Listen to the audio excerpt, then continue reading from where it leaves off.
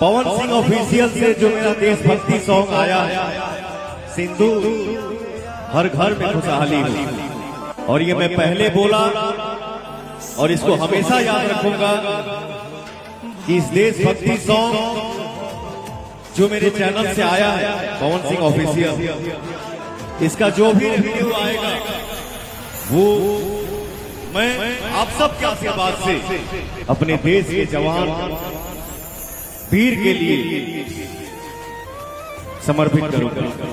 बोलिए भारत माता की।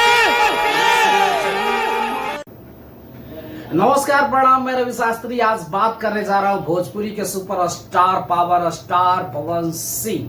पवन सिंह कार्यक्रम के दौरान जपला में उपस्थित थे और वहां पे 500 से ऊपर फीट का मूर्ति बनने जा रहा है और उस भव्य कार्यक्रम में उन्होंने पूरे पब्लिक के सामने कहा कि ऑपरेशन सिंदूर पे लाया हुआ देशभक्ति गीत का जितना भी रेवेन्यू आएगा हमारे चैनल से, वो पैसा मैं अपने देश के वीर जवानों के हित के लिए मैं भेज दूंगा।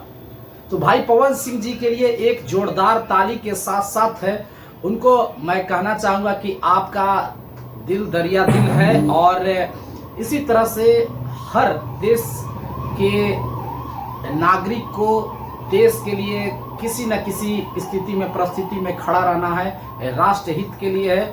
और पूरे भोजपुरी को गौरवान्वित करने वाले पवन सिंह ने ये शब्द कहकर मन को गदगद कर दिया।